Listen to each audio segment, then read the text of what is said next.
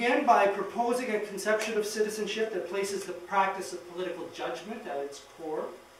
And then I'm going to talk about three ways in which technology bears on citizenship understood in that way, as means, as an object, and as a setting for political judgment. The challenge that I'm going to try to sketch is both complicated and troubling because it seems to rely on what I think is a kind of intractable contradiction. On the one hand, individual technologies are always and ever political in both their genesis and in their outcomes. In this sense, technologies always present an occasion for citizenship, even when our civic equipment and institutions are not configured to make the most of those occasions. On the other hand, as a general cultural phenomenon, technology tends in the direction of depoliticization, insofar as technological societies often remove from political judgment and contest questions that belong in the political realm. Technology is at once irretrievably political and consistently depoliticizing. And it's at the heart of that contradiction that I think the prospects for citizenship in the midst of technology lie. Okay, so what is citizenship such that it could be challenged by technology? Well, I'd like to suggest that citizenship is, like science and technology, a way of knowing and acting, a way of being in the world, a practice. To say that citizenship is a practice is to say that it's something that's not merely born, but more precisely something done. Not just an attribute, but an act, not simply a status inherited passively or actively won through due process or struggle, but a habit, motivated by circumstance and obligation, cultivated through education and experience, consistently performed. There's a long history of thinking about citizenship in this way, stretching back to Aristotle through the Republican and radical democratic traditions in Western political thought. It can be distinguished from the rights-based conceptions of citizenship that originate in classical liberalism and which tend to prevail in most contemporary liberal democracies. I'm going to say a few words about that other view. For classical liberals, citizenship names a particular relationship between an individual and the state, and between the members of one national community and another. Citizenship in this conception means individual possession of rights against the state and corresponding obligations to it, and establishes national identities as against others in territorially defined units. In this line of thinking, citizenship is about the formal qualifications, obligations, and benefits of membership in a political community and the conditions under which these can be distributed justly. It's very important to keep this liberal conception in mind anytime we discuss citizenship. If only because it's citizenship understood in this way that many oppressed peoples in the world fight and die for every day.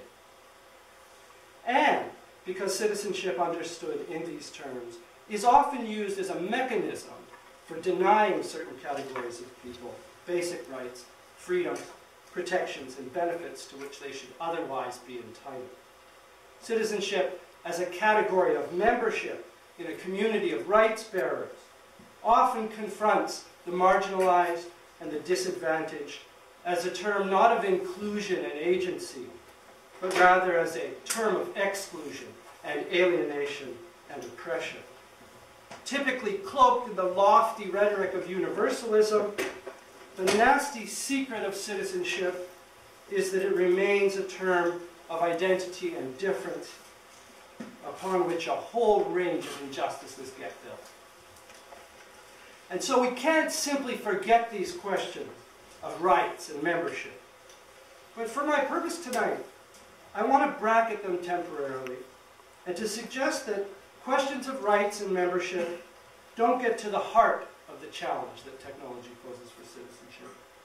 For this, I think we need an account of citizenship that is not confined to questions about the conditions or extent of membership in a liberal polity, not just the question of who gets in, as important as that question is, but an account which extends to questions about the quality of citizenship as a practice. What do people do when they're doing citizenship? As I've said, I think at its core, the practice of citizenship is a practice of political judgment. To be a citizen is to bear the rights and obligations that are attached to membership in a given political community. To be as a citizen is to engage in judgment about common things in relation to and with others. In his book, Political Judgment, my teacher, Ronald Biener, said that judgment is a natural capacity of human beings that can potentially be shared by all. This suggests that at least potentially, citizenship as a practice of judgment has a radically democratic character.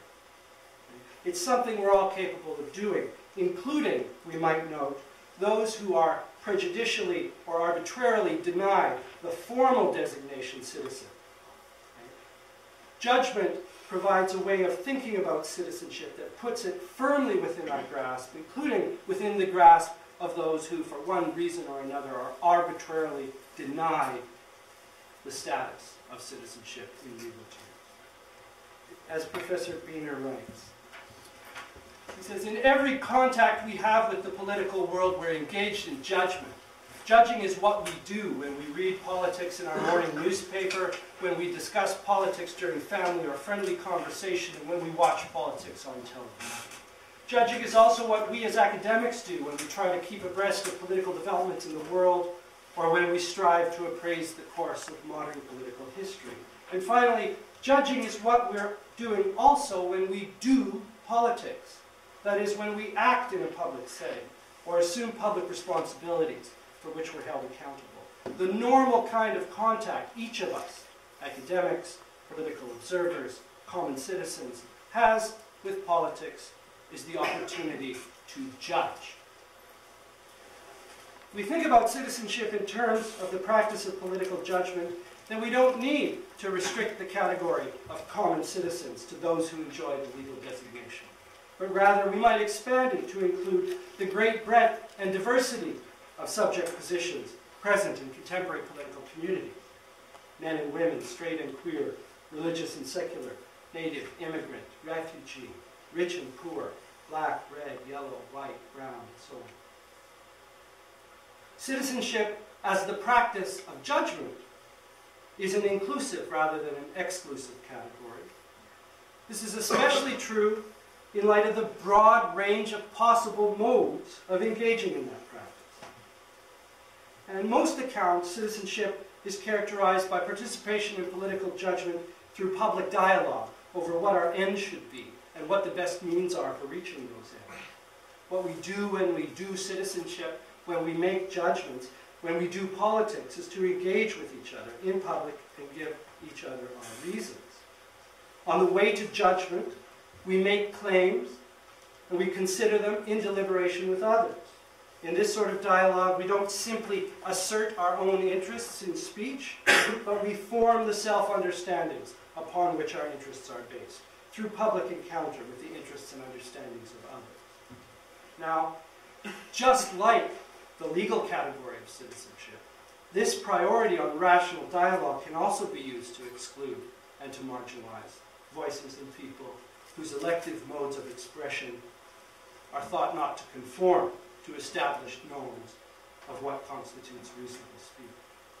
But we don't have to restrict our conception of the practice of judgment to some narrow version of rational speech that excludes entire categories of people in practice. Indeed, in the contemporary context, we have to acknowledge the multiplicity of modes in which citizens might make political claims and the contribution made to the struggle for justice by these diverse modes of expression and by the people who use them. To put this concretely, when the Madres of the Plaza de Mayo marched silently and incessantly before the presidential palace in Buenos Aires, their heads covered with white handkerchiefs embroidered with the names of their disappeared children, they were engaged resolutely and dramatically in an act of political judgment.